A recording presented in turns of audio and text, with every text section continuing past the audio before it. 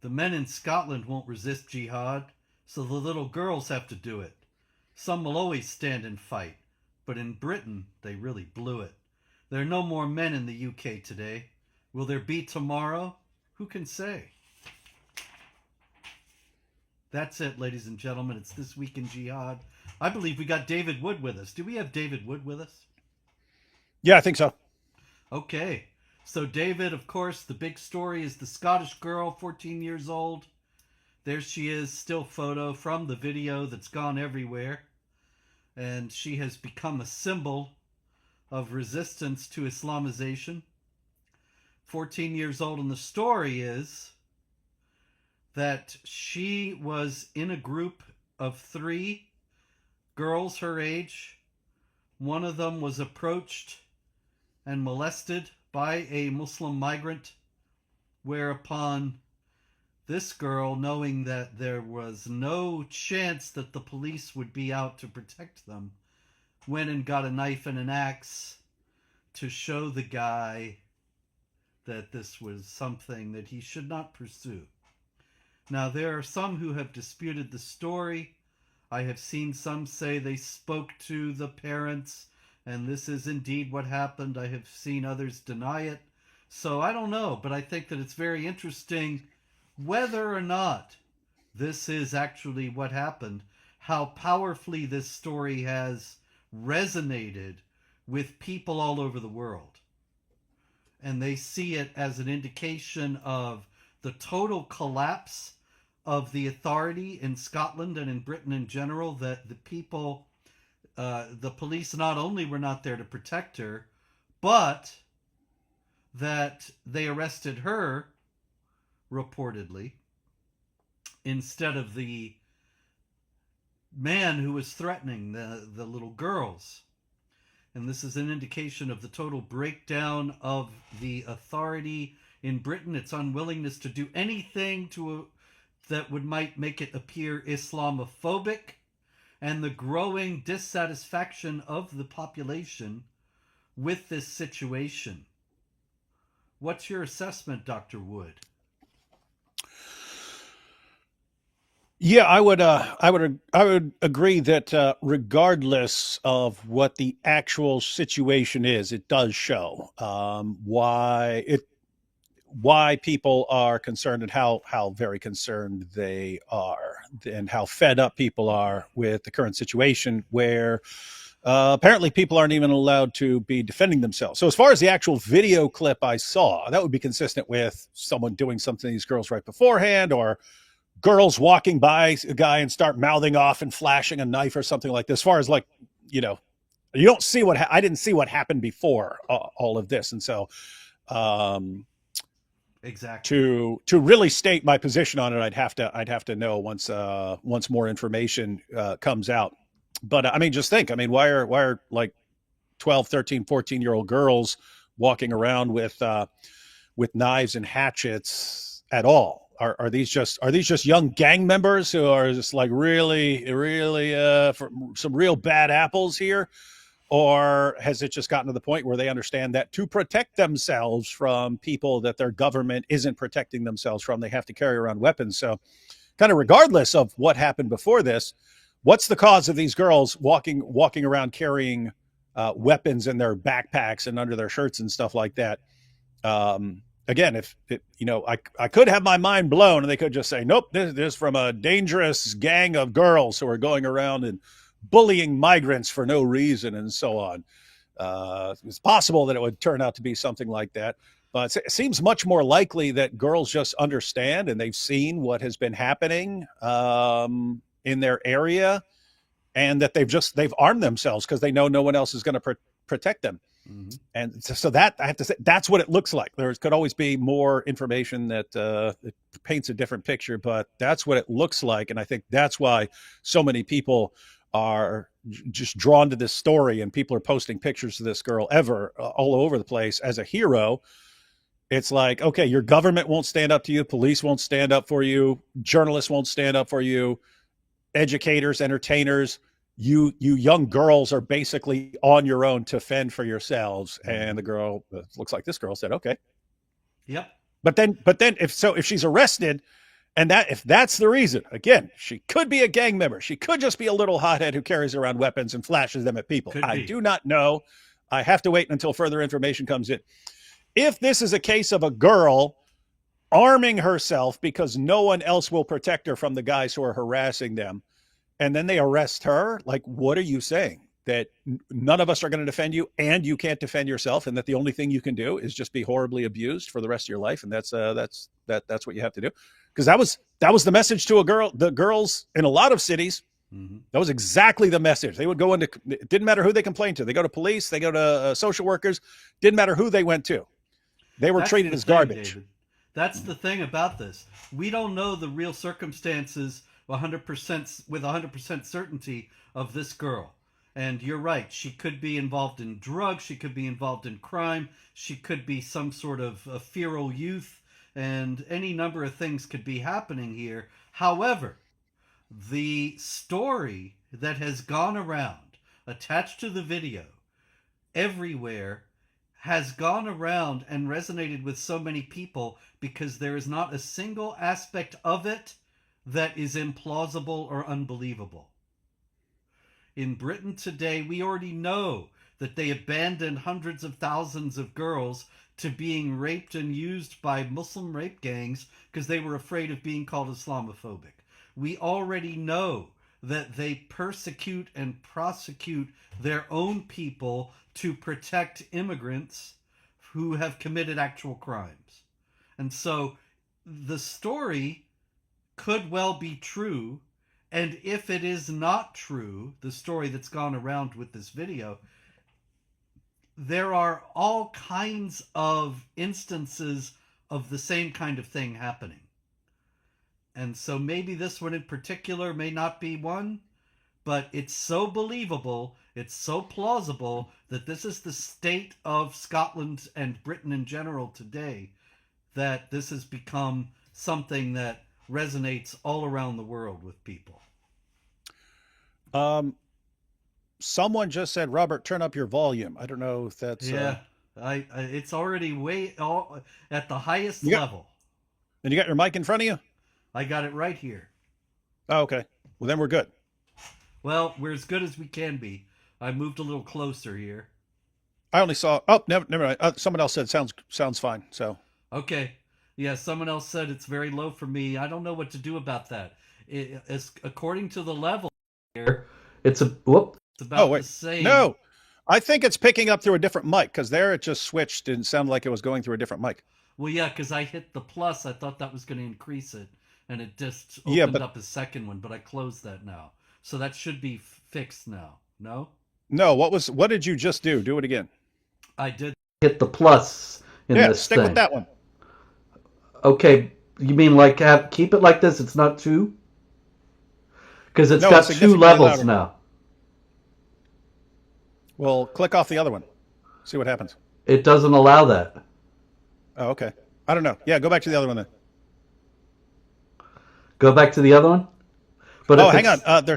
They're saying you're not too low. Mine is just louder, so you can actually turn me down a little bit. Okay, that I can do. How's this? Yeah. Okay, so is that better? I actually like the other one better.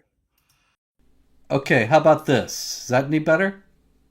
Yeah, that sounds more like you're speaking through a mic. How strange. Okay. It is strange. Well, all right, whatever. Anyway, I got a good one here for you. You'll love this. Have you seen this guy? This is Asim Iftikhar, Pakistan's ambassador to the United Nations. And Asim Iftikhar is in the news. You see him, you see that he looks a little bit angry. He is not happy. He is at the UN Security Council, and he's making a speech, and he says this: "It is not understandable, and it is indeed unacceptable, that every name on the Security Council's terrorism list is Muslim." It's not acceptable, David. He's angry. Asim Iftikhar, he's not a happy man, because every name on the UN's terror list is Muslim. Now, can you think Is there any possible reason why that might be? I can tell you what the answer would not be. Can't be because the UN is hopelessly biased against Islam. That's So what if he that was your, says. yeah, can't be Islamophobia. So I don't know. I'd have to go with maybe there's something about Islam that leads to this. And you would think Asim Iftikhar, Pakistan's ambassador to the United Nations, would know that. You'd think at first when you're like, "Oh, look at how mad this guy is," I was like, "I'd be mad too if I had to live in frickin' Pakistan." But But he gets to live in New York because he's the ambassador to the UN. wow. And not Uh, New York like we lived in, but New York where everything is handed to you and you've got protection everywhere and no worries. hey, someone said now I sound lower than you, so you might want to turn yours down slightly. Okay. How about if I raise you back up to where you were? Oh, okay, that might work too. Other than that, I'd Rather say, than quit complaining, everyone. We got a show to do. Yes. I don't know, ladies and gentlemen. I've never understood this. I got the mic here. It says the mic I'm using. If it's not loud enough, I really just don't understand it. No, you're plenty loud. I am. Okay. But there was something different about when you started. Huh. Well, okay. Probably the gin. You see? Okay. What else we got here, ladies and gentlemen? We got oh yeah. We had an interesting thing. Yep. Oh no, I was just thinking. I should have complained when I was in prison. Be like, how come everyone in here are prisoners and inmates and criminals? What sense does it make? Why is everyone in here a criminal? Could have gotten Asim Iftikhar to be your lawyer. Yeah, darn right. It's discrimination. All right, we got there they are. Okay, the guy on the right is the Minister of Culture of Syria. That is the new regime of Syria, Mohammed Saleh. And he walked into a Greek Orthodox church in Syria with the fellow on the left, and that's Al-Mutasim Billah Al-Asalli. Asalli. You said muta. Mutasim. Okay. Anyway, it's a different guy. Muta is not a guy, I know, yeah. Anyway, and he's an Islamic chanter. And so they went into the Church of St. Ananias in Damascus, which was built in 1815. And while they're standing in the church, as you can see in the photo, Al-Mutasim Billah Al-Asalli starts to sing an Islamic hymn. And you can see in there he's singing all about how Jesus is created and is not the Son of God and was sent to earth to bear the good news of Muhammad. Now, why would they go into a church to sing this? It's it's all to impress their followers. But yeah, they eventually want to take over every spot for Allah. They are obsessed with showing how strong they are, taking over people's places of worship. That's why they love it. They love it when they buy a church or something, and it's a global ummah news and so on. Mm-hmm. But yeah, they're it's ultimately the same reason they had to have Hagia Sophia and so many other places and so on. The Temple Mount. They feel really strong when they're taking over other people's places of worship. But I am about to make another Al Zut video, so I'll let this be part of my inspiration. Okay. Imagine what would happen if, say, you and I walked into a mosque and started singing a Christian hymn about how Jesus is divine. What do you think might happen? Depends on where. If it's if it's in the U.S. or something like that, then they call police on us, and it'd be a big evidence for Islamophobia. And look at these bigots, and it would be international news about Islamophobia. And look at these Christians. Look what they do. Look at the persecution. But it's the other way around, so no problem. Yep, that's right. Doesn't make any difference. Okay, out of Syria also we had a story, a very fastidious story from the Syrian Observatory of Human Rights. They listed, it was sort of a summary piece. In Damascus, 45 people killed, including 25 whose death was based on sectarian affiliation. In Rif Dimashq, 88 fatalities, including 17 whose death was based on sectarian affiliation. In Homs, 194 deaths based on sectarian affiliation. In Hama, 120 deaths based on sectarian affiliation. Now, what do you think might be the common thread in all those deaths based on sectarian affiliation? Or at least most of them. Islamophobia. Right-wing extremism. That's it. Climate change. Climate change. It's ruining everything. Anyway, I would expect that most of those were jihad attacks, especially now with the Syrian jihadis in place in Syria, in the government. Anyway, we got here, David, another story out of Berlin. We're going to Germany now. And the story goes like this. This is the first paragraph. German federal prosecutors have charged a Russian teenager with plotting an attack on the Israeli embassy in Berlin and attempting to join the Islamic State terrorist group. The Russian teenager, identified only as Ahmad E., in line with German privacy laws. So, Russian teenager, Ahmad E., who attempted to join ISIS. Case underscores concerns about Islamist radicalization among young people in Germany. That's what the story says. Well, Russian sadly, teen.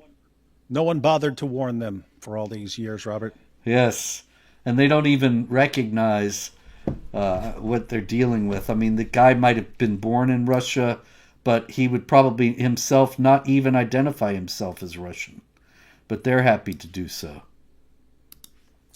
It's just weird how, I mean, we've only pointed this out thousands of times, but people keep misunderstanding Islam in exactly the same way wherever it goes. It is weird? amazing.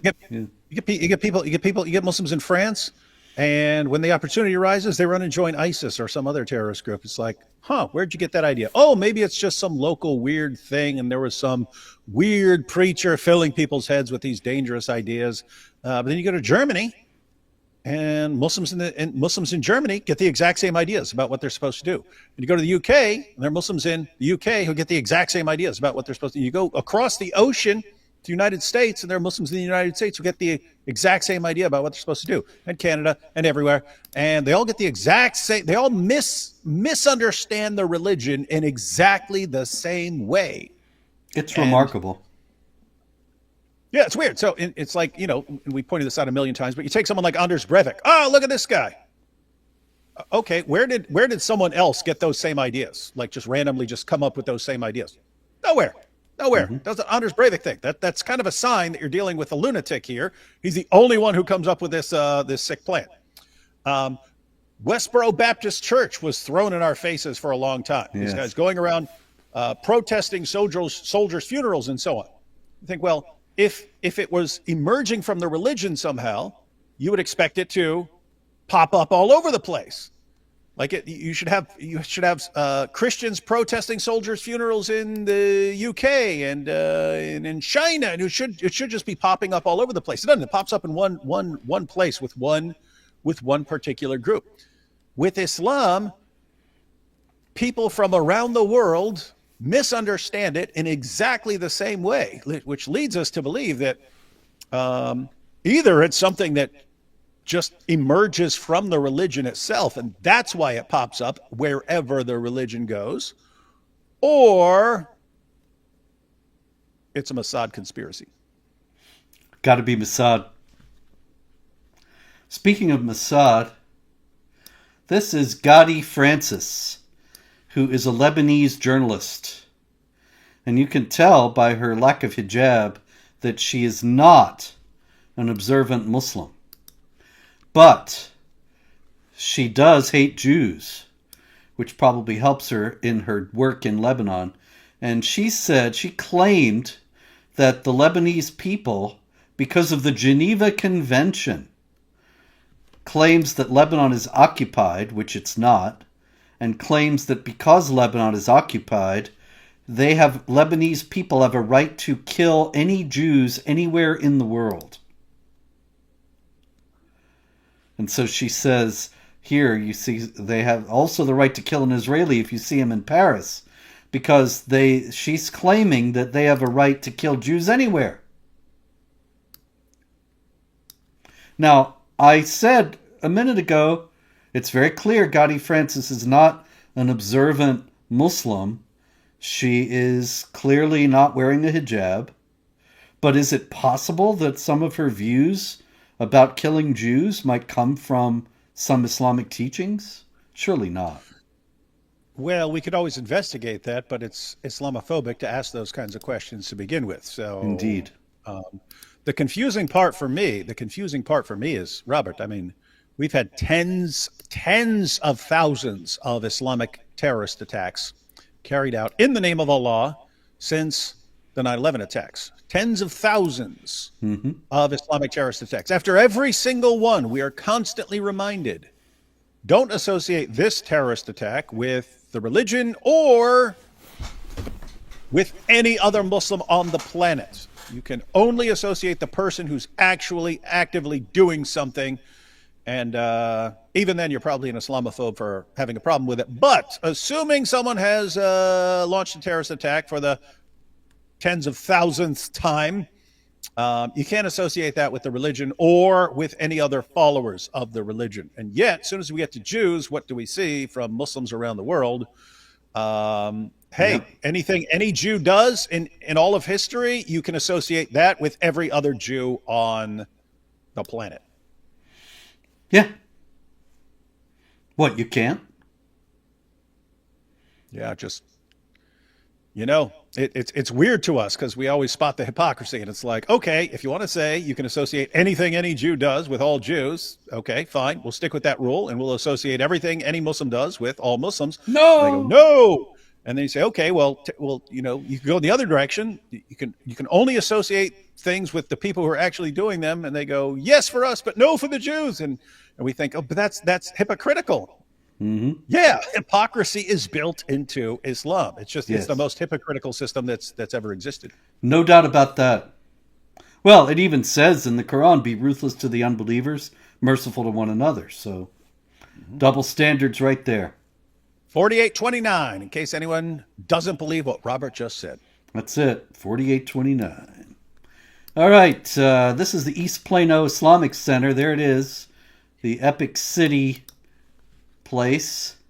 And that is Mohammed Bajour.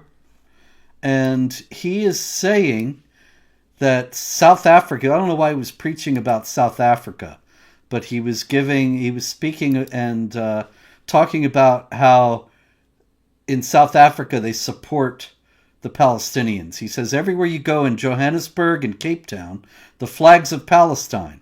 As a matter of fact, there's no Muslim home that doesn't have the flag of Palestine in their house.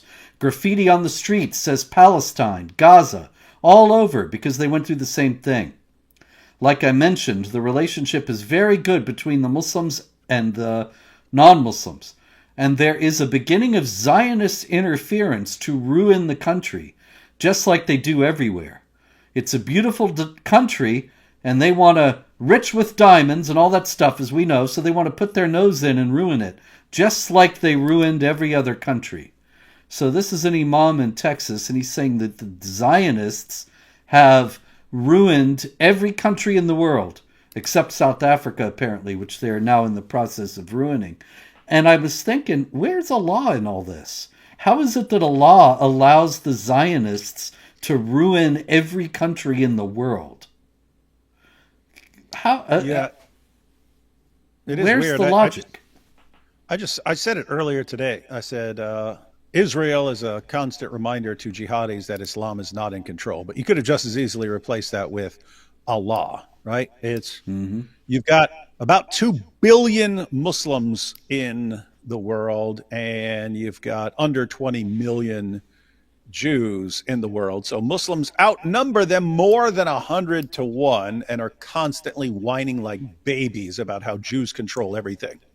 It's seriously the most pathetic thing I've ever seen in my entire life. These guys running out terrorist attack after terrorist attack after terrorist attack, and constantly wondering, oh, we're the victims of who? Of this tiny little country where the people, where we have like well over 100 times their population, but we can't do anything about it. We got 57 countries. They have one. We can't defeat them. Oh, they're too powerful. Well, I don't know what planet you're on if you think God's on your side in this battle. Yep. Robert, this is seriously like David and Goliath type stuff. Yeah. It's absolutely true.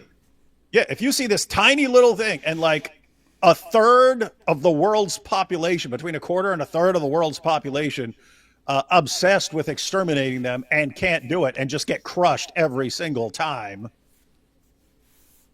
If I were looking at this as a complete outsider, a generic theist, I'd be like, I think God's on that side. Not only that, but that's even their theology. The Judaism and Christianity have a theology that allows for loss and failure. It's all. That's what the cross is all about, really. That from death comes life. From death, the cross is followed by the resurrection.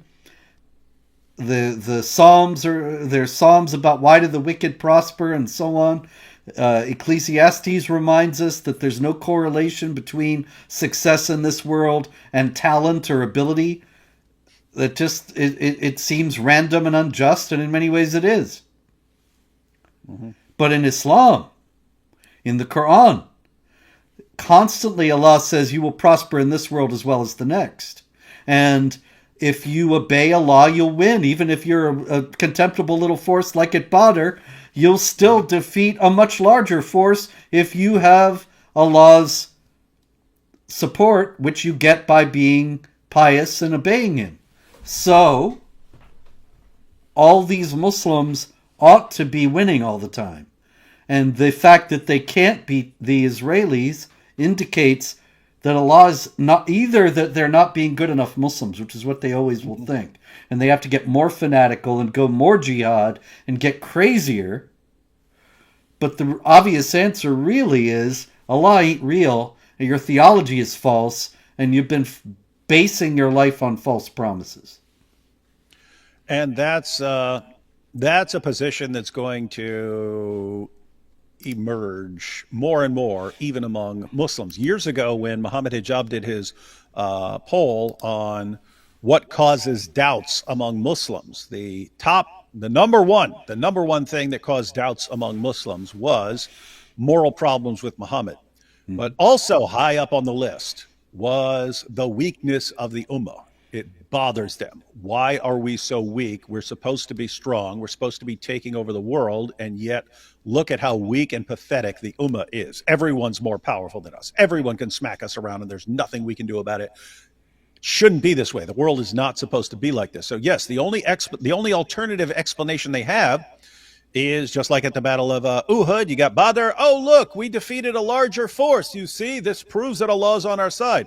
Okay, Battle of Uhud, you got the crap kicked out of you. Oh, it's because Allah was punishing us because of something. Okay, then why do you keep attacking Jews and keep losing?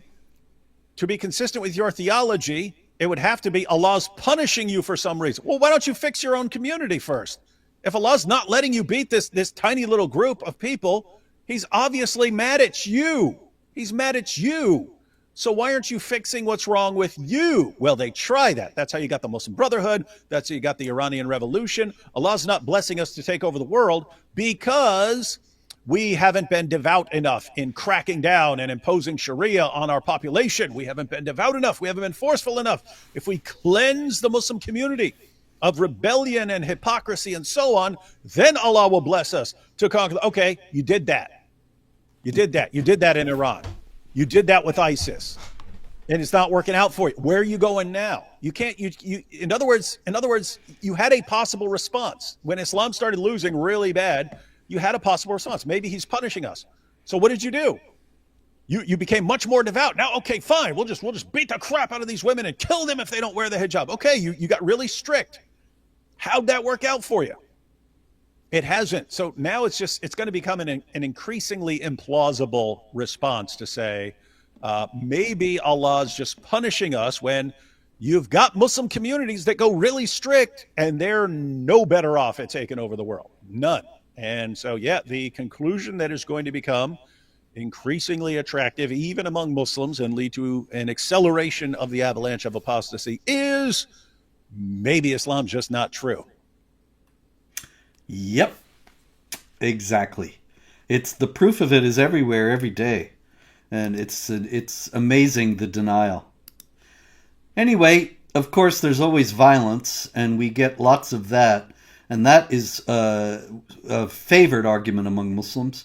And so we have this story: a 21-year-old American national was stabbed in the face last Sunday while stopping two men from harassing young female passengers in Germany.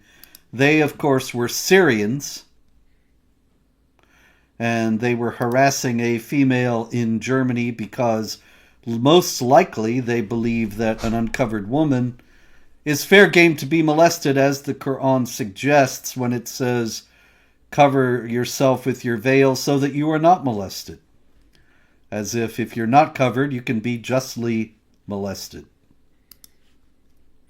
You just wonder if they'll toss that guy in prison for trying to interfere.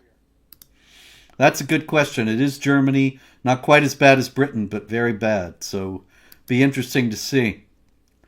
Okay, very interesting story comes out of Somalia, where a couple of journalists from Sky News went to Somalia, to Puntland, as a matter of fact, which is an area of Somalia that's declared its independence from the central government there, which is, of course, very weak.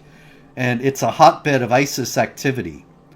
And the Sky News guys went to Puntland in order to interview some ISIS guys who had been captured. And one of them, Mutar Hamid Kayid, is on death row awaiting execution by firing squad. And he is accused of having been part of a bomb squad that set out bombs for ISIS. And he was brought in blindfolded to speak to the Sky News journalists.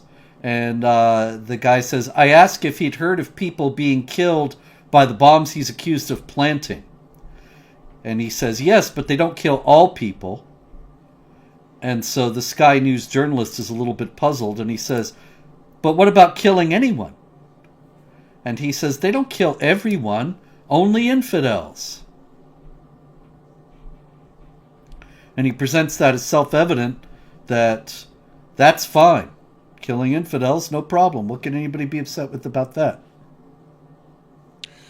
Yeah, it reminds me of because the news about the grooming gangs took off kind of recently in the UK, but you and I have been following this stuff for years, and we know that this has happened in places around the world. And if you go back like 15, 16 years ago, there were all kinds of stories coming out of Australia. But I remember reading some of these cases as they were being presented in court and so on. And what I remembered was, like, over and over again, the Muslim teens and so on who were gang raping the Australian girls were confused why they were in trouble. They'd go, they're not good girls. These aren't good girls. Look at how they're dressed. These aren't good girls. And they were seriously confused. Like, what is your problem? I thought we all understand that there are different categories of people and that it's perfectly acceptable to do this to these people. Yeah, it's not like I was, doing this to some, you know, woman in a burqa or something like this. It's just to this girl. But they have the same attitude towards killing people. It's like, what? We're not killing people that Allah actually cares about. We're killing the worst of creatures. Mm-hmm. Yep. Would you seriously complain if I killed an ant? Okay, these people are less than ants. Do you complain when someone slaughters a pig? These people are less than pigs. The ants are highly honored. They have a chapter named after them in the Quran. And we all know that if you've got a chapter with your name on it in the Quran, it's a great honor. Great honor. All right, another guy they interviewed, Usman Bukukar bin Fuad. He said that he met once with the caliph of ISIS, Abdul Qadir Mumin. He says, Usman Bukukar bin Fuad says he used to visit all the ISIS camps and encourage them to fight, and he'd reassure us all about going to heaven. How can they get to paradise, by the way, in the Quran? I'd go with dying for Allah. There you slaughtering go. Unbelievers. Boom. 9-1-11. There it is, folks. Kill and are killed for Allah. Chapter 9, verse 111.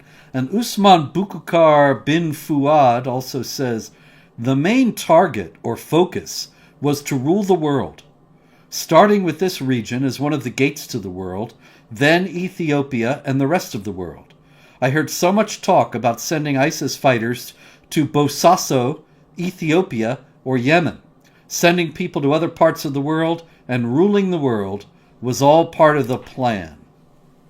Now, he's crazy, right? Because he's in some cave in Somalia and he's talking about ruling the world. So, this guy, he's clearly just nuts. Am I right? Robert, you think that someone in a cave getting fantasies about conquering the world for his religion must be insane? You mean there are precedents? Yeah, I may have heard of such things before, but no. I mean, this is just what's crazy. Islam convinces people. Yep, it's right around the corner, guys. Right around the corner. Yep. The thing about ruling the world is it's not that we think, or that probably anybody thinks that they're actually going to succeed in ruling the world. The problem is they're going to kill a lot of people while trying. Mm. And ruin a lot of people's lives while trying. And this is the difficulty. And of course, these guys in Somalia, they got a lot of friends who were already here in the West. Mm-hmm. And that's why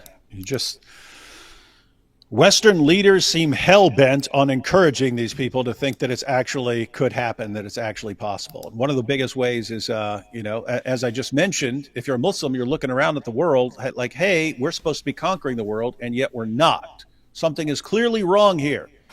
And one of your possible conclusions would be maybe this is all false. Mm-hmm. But another one, apart from maybe we're not being strict and devout enough, because that's what the Muslim Brotherhood and the mullahs in Iran went with. We just got to crack down. We got to crack down, be more Sharia compliant. Then Allah will bless us to take over the world.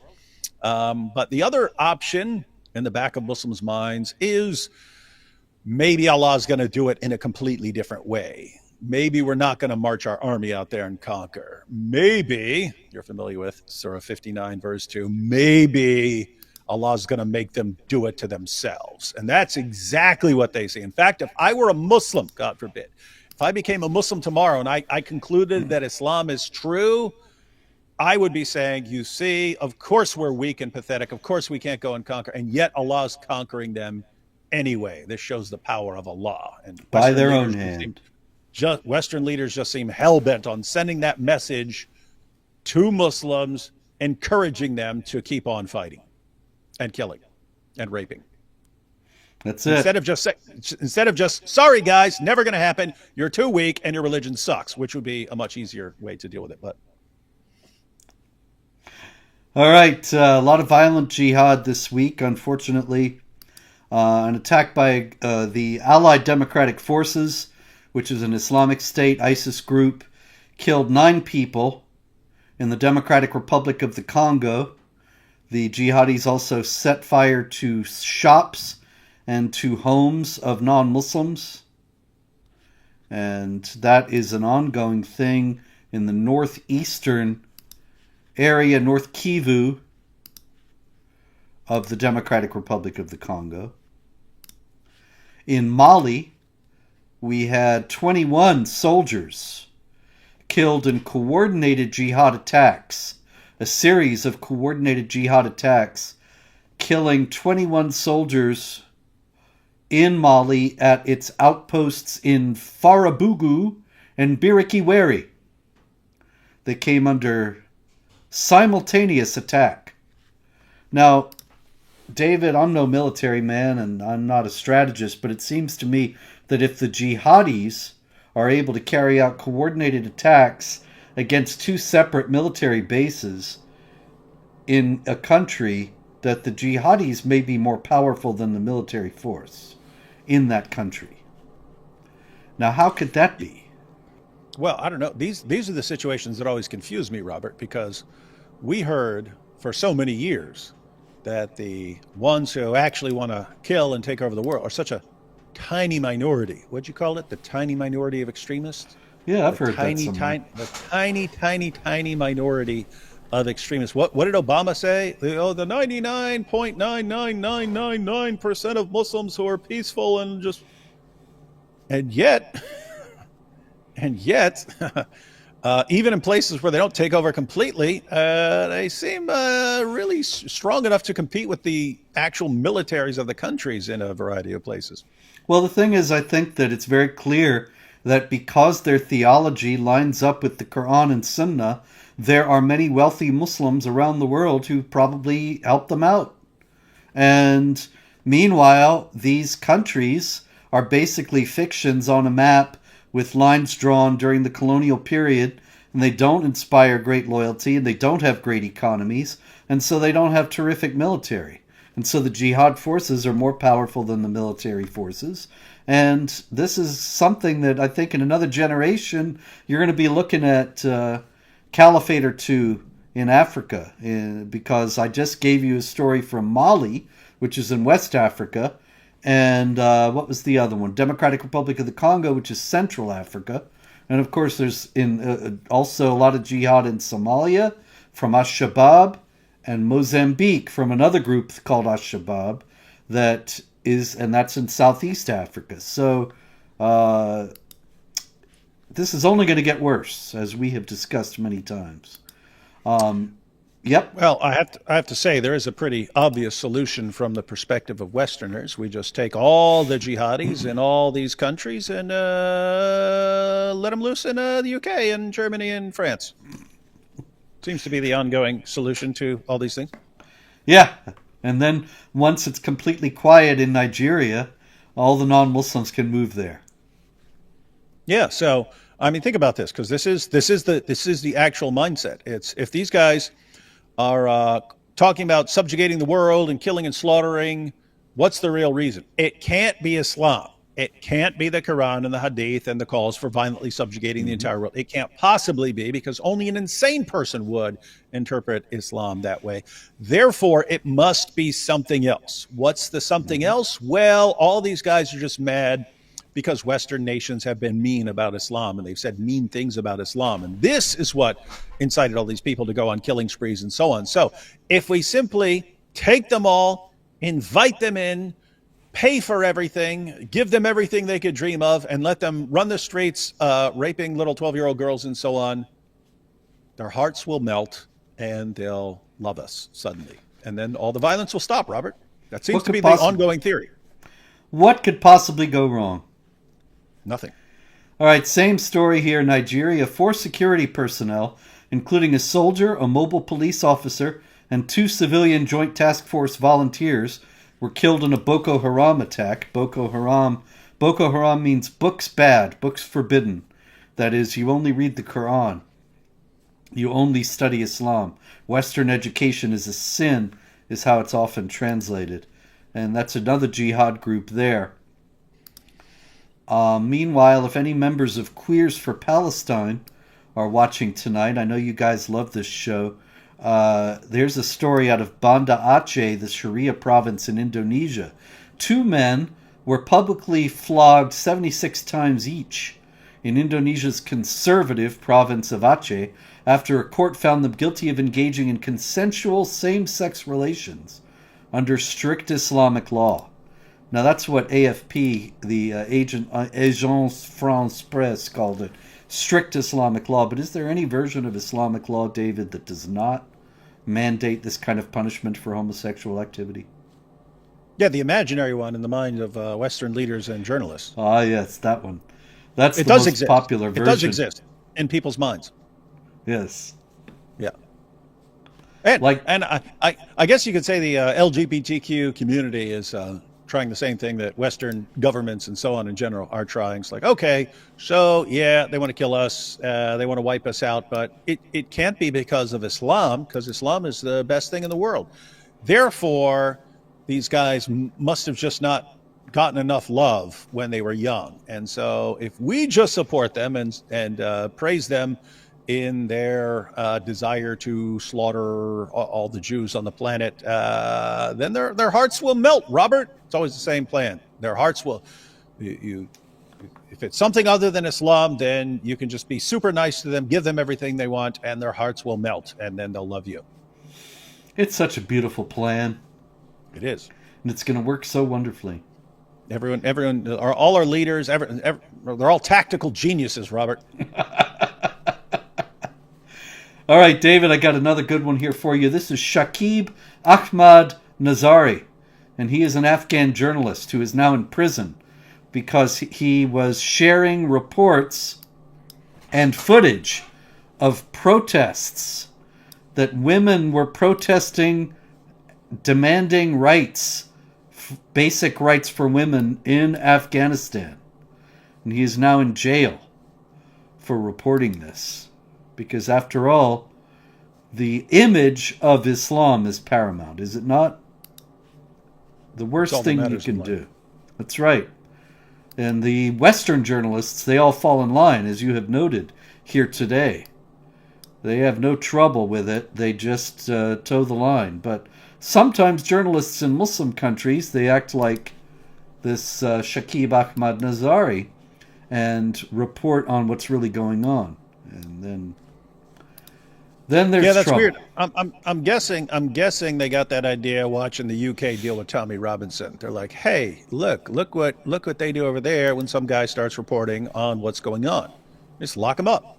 Hey, Yeah. we can make that work here. Yep, that's right. Okay, story out of India. Seventh-day Adventist school in Ahmedabad.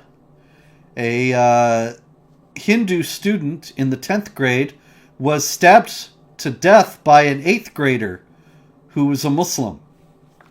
And after this, the police have been accused of failing to protect the Hindu students who have been continuously threatened by the Muslim students.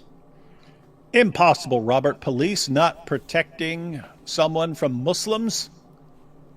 We've never seen that anywhere. That flies in the face of everything I've ever heard my entire life. Yeah, you're right. It couldn't possibly be. Yeah, because, I mean, Robert, think about how insane this is. You mean to tell me that Muslims go into an area and whether they're the majority or they're just a significant minority, local police and so on become scared of them and scared to cross them and therefore just start doing whatever they want? Come on, Robert. It's like you live in fantasy land here. We're in the real world, Robert, where these things do not happen. Except in Britain and India. And who knows where else? France, Germany. Anyway.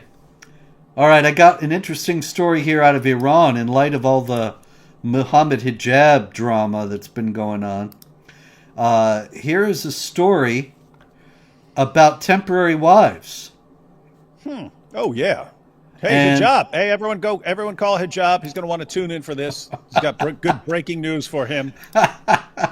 I'm just going to read this because this is kind of wild. Layla thought she had found a simple solution to her post-divorce loneliness when a married man proposed a sigeh, it's Iran's religiously approved temporary marriage. 3 years after divorcing her unemployed husband, the mother of 2 daughters entered into what she believed would be a brief, inconsequential relationship. So this is kind of an interesting twist on the temporary marriage, which is ordinarily understood as essentially prostitution. This is a woman deciding to have a fling. And so now, however, she faces possible imprisonment and the collapse of her remarriage because of a legal document. She says, I had no idea that the Sige contract in that man's possession could have legal consequences for me. I asked him to return the contract and settle everything peacefully, but he refused. And so it seems that somehow, even though the contract was for a temporary period, it was never formally dissolved, and so she cannot. She wanted to go back to her husband she divorced, and she can't.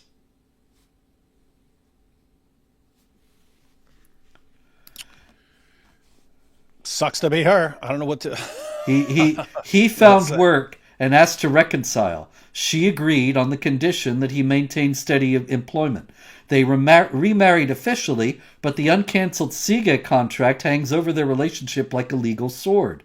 Under Islamic law, her new marriage is void because the temporary marriage was never formally dissolved, rendering her eternally forbidden to her current husband.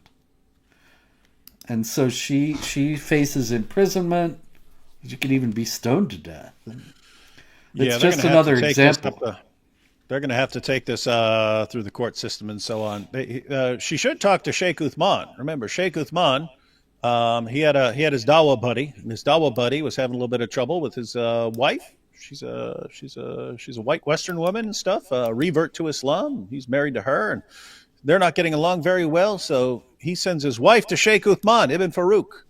And Sheikh Uthman responds by banging the woman and deciding that he's married to her now. So he marries her. This woman, they never had the divorce. So she's married to 2 men. Neither one of those recognized by the government because they don't do their marriages in front of the government here. But this woman is married to 2 different dudes. And so I'm just wondering how this might work to help out this woman. But either way, I think it's obvious that Muhammad Hijab is going to convert to Shia Islam so he can use the full extents of Mutta, and he's Sunni Islam, so he's focusing on the Misyar, but he's already been exposed for that, so he's gonna need some new hunting grounds. Yeah. Did you see the picture of him on the beach with the bottle of booze? Oh yeah, it's probably right. I've seen him in video where he seems like stoned out of his mind. So, well, yeah, bottle of brandy was no surprise. All that golden showers business, you had to wonder if maybe he was drunk out of his gourd. Well, there just sounds like he's a sicko pervert. Well, yeah, but probably that he would be so open about it, you know. All right, in Malaysia, the Malaysian state of Terengganu has threatened to jail men who skip Friday prayers without a valid reason. You can get 2 years in jail now in Terengganu for skipping Friday prayers, unless you can come up with a doctor's note or whatever. All right? So the manager at My Burger Lab, there's My Burger Lab, and burger joint, the COO, Andrew Chong, who doesn't sound like a Muslim to me. He's named Andrew, Christian saint's name. What if his name is Andrew Abdullah Chong? It could be. But anyway, he actually criticized this law that says you should go to jail for 2 years if you cannot prove that you had a valid reason to miss Friday prayers. All right? And So the company, My Burger Lab, apologized. They said that his post caused rightful anger, disappointment, and pain among its Muslim customers. Chong's post contradicts our values, and we take responsibility for this oversight. We condemn any discrimination or disrespect toward religion and stand in solidarity with our Muslim community. And they fired old Chong. I mean, they kind of had to, didn't they, Robert? They know I where guess they know so. where they are. They know where they are. Yeah. You can't have your burger joint be the Islamophobes of the area. You can't. You'd be toast. So what do you have to do? You have to get in line, and that's just the problem with the spread of Islam. Everyone eventually has to comply, or you become a target. And we're told, hey, what about these peaceful Muslims here? Guess what? When the call for jihad comes, they either get on board or they become targets too, and it's just like that with everybody. And yet we're told that we're bad and evil if we have a problem with this. Mm-hmm. All right. Story out of Greece, Thessaloniki. 14-year-old mentally retarded girl was walking by a church, and a 43-year-old Palestinian man saw her and raped her out in the open in front of the church, causing a lot of anger all over Greece in regard to them bringing in these Palestinian migrants. But is there anything un-Islamic about what this fellow did? I mean, they would interpret this as, Allah gave her to me. Look, here she is. And in front of a church, it's not a bug, it's a feature, it's an extra added bonus that he can humiliate the religion of the infidels. All right, we had an interesting thing happen in Loudoun County, Virginia. And there's been a lot of controversy in high schools lately that has nothing to do with Islam or jihad. Controversy in regard to boys who say they're girls and they go into the girls' locker rooms. And a lot of the girls' parents and the girls themselves are angry about this. And in Loudoun County, Virginia, it was actually the opposite. A girl who said she's a boy, she's dressing in the boys' locker rooms. And there were some boys who complained to the authorities about this because they didn't want this going on in their locker room. And a couple of the boys who complained got suspended for complaining. But one of the boys who complained was a Muslim, and he was not suspended. Interesting. You know, Robert, I was a senior in high school, and I was in the girls' locker room because the cute girls were like, "Come in the locker room." So I go up in the locker room, and we're not doing anything. I'm just sitting there on the bench in the locker room with a couple of the girls, and then a coach walked through, looked at me, and said, "You're about 5 seconds away from being expelled." So I walked out of there. Now, if I'd known, all I had to do was go, "Well, what are you talking about? I'm a girl." It would have been a completely different story. But then, if the situation were different and I had to get rid of someone in the bathroom, and I could find out that I'd be exempt from any sort of punishment if I just say, "I'm a Muslim," so therefore I've got my card to object to this stuff and kick people out and so on. That if someone's kind of willing to say anything like I would have been back then, you're opening all kinds of doors. Kinds of doors here, I have to say. Speaking of being willing to say anything, did you see this lady here? You see her there? She's got the multicolored hair, multicolored eyebrows. Yep. You saw her. She made a video saying she was a lesbian and she's converting to Islam. Smart. And she's going to go out onto the bloody front lines and fight with the Muslims. Based.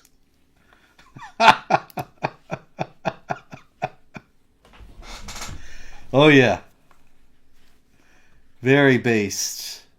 I don't know that she's going to have to get a round-trip ticket, though. I am I am seriously interested in seeing how this goes. I, oddly enough, don't think she'll end up going through with it. But if she does, they should make a reality show out of it. All right. Lesbian jihadi. Who would Robert? Who It's would not good. watch a show called Lesbian Jihadi? I probably wouldn't tell you the truth, That would but that would have 2 billion viewers. It would be the biggest show of all time. One of the shortest lived shows of all time. yes. It might last like 30 seconds into the first episode, but would get some good views. You know, there were some female suicide bombers in Nigeria some years ago, and gotta wonder, maybe they told them, "Look, you can get to paradise if you just we're going to execute you, but if you just go blow yourself up in a crowd of infidels, maybe Allah will be nice to you." All right. Anyway, that's it for Jihad. We got some super chats here.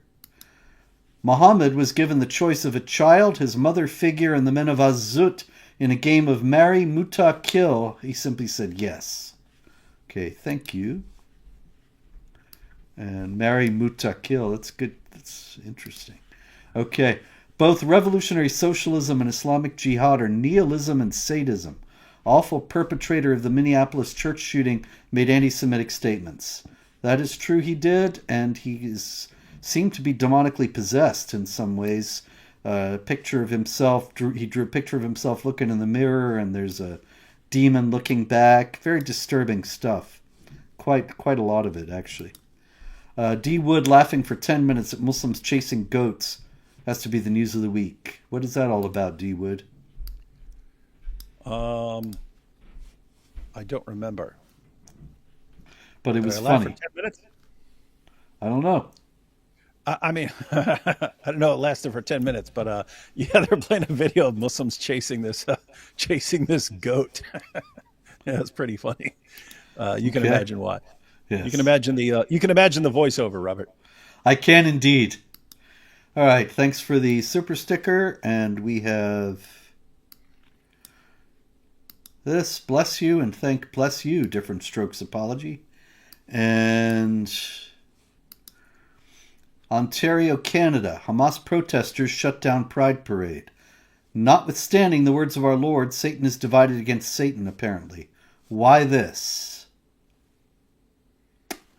I don't know. What do you think, David? I mean, it's pretty straightforward. This isn't this none of this is really interfering with Satan, is it? You think everyone in the LGBTQ community is going to suddenly catch on? Well, that's a good point. Indeed. Not going to happen. Not going to happen. They're going to double down, and we need to be even more behind them. Not in the Al-Zut sense, but we need to, get behind them even more in all of this and support Palestine even more and scream free, free Palestine until their hearts melt. Everyone always thinks the hearts of the jihadis are just going to melt. And they ain't going to melt. What is that? The Kelvin scale? They're way down on the low on the Absolute Kelvin zero. scale. They ain't going to melt. Absolute zero. I'm reading Mo, a critical biography. Thank you for doing that. Excellent. I just finished the chapter about Azut. Very spicy. Yeah, well, I think that book could use a little more attention. It's an approach to Muhammad's life never been taken before. But anyway, that's just me talking, and I wrote it. Canada is big on the United Nations Declaration of Rights of Indigenous People, UNDRIP. You believe that any of the 57 Muslim countries will be? What will be what? Will be declaring the rights of indigenous people? They might declare them, but they ain't going to mean it. Yeah, anything will be for show. Yes. I mean, like a lot of them signed on to the Universal Declaration of Human Rights, which allows people to change their religion or have no religion from 1948. But then they, in 1990, adopted the Cairo Declaration of Human Rights, which guarantees that it's all under Sharia, and that allowed for some significant caveats. All right, I know you're busier than God, but next time please narrate the audiobook. I guess you're referring to me. I did narrate the history of jihad.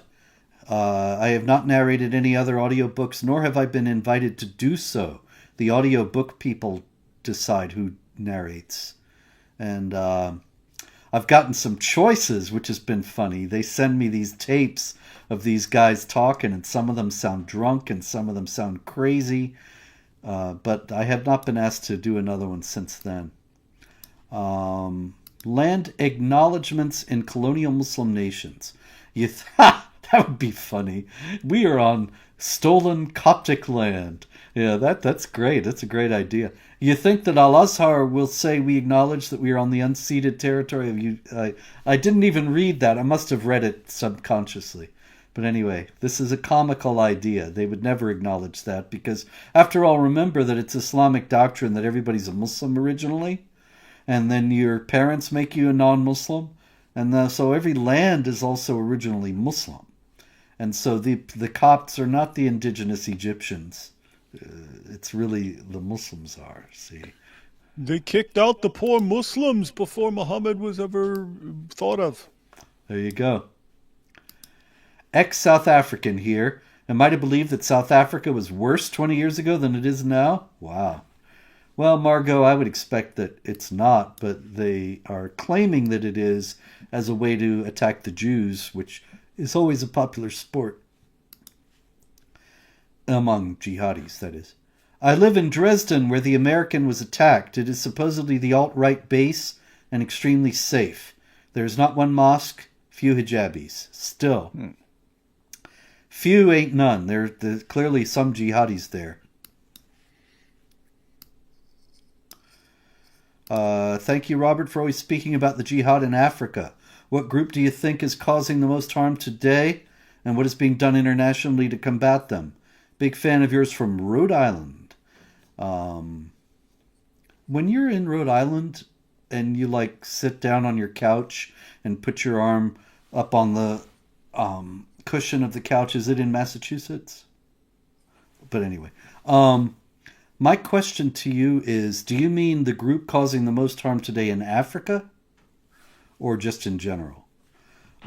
Anyway, I don't know. I mean, there's the big problem in Africa is the Nigerian jihad groups, but then there's the Allied Democratic Forces in Central Africa that we heard from today. Al-Shabaab, as I mentioned, in Somalia, and the other Al-Shabaab in Mozambique. Nothing's being done to combat these groups. Not a thing. The French were there, and they're leaving, and so these guys are just, they have free reign, essentially. Hey, Robert, on Rhode Yes, sir. Island, Yes? I remember way back in the day I was in school, and I didn't know much geography, and the teacher said, the only states that aren't part of the continental that aren't locked to the other states are Alaska and Hawaii. And I just blurted out, "Nuh-uh." And she goes, "Which other state?" And I go, "Duh, Rhode Island." So for some reason I thought it was an actual island. I But think part of it is, that's their if I recall that yeah correctly. that's their fault though. They should fix that name. It's confusing to Yes. people. Well, it's really Rhode Island and Providence plantations.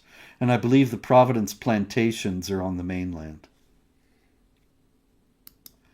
Judea and Samaria are flaring up, lots of friction, condemnations of seemingly unprovoked settler violence, also demos in Tel Aviv.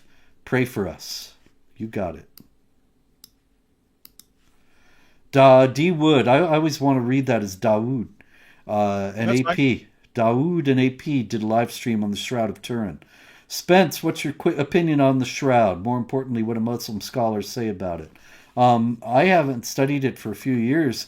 I think it's, I'm going to say something, David can correct me here, but the fact that it's a photographic negative, I think, is very impressive and never been properly explained. Nobody's going to even have seen that in the 12th or 13th century to paint it. And so I tend to think that it's authentic. Muslim scholars, as far as I know, say nothing about it except to repeat the carbon dating from the Middle Ages, which is not necessarily the only thing to go on that. Ahmadis, interestingly, believe it's authentic. Is that right? Just the Ahmadis, yeah. Wow. Because If one of only their they weren't leaders at such some nasty point, people. one of their leaders at some point said it contains proof that he survived crucifixion, and Wow. And yeah, so anyway, Okay. that doesn't go well for them when they try to argue that, but they're kind of stuck with it now. Yeah, well, yeah, one of their guys said it. Okay, thanks for that. And yes, thank you. I love you all. Prophet Robert Spence. Yes, that's good. I'm gonna get cards printed.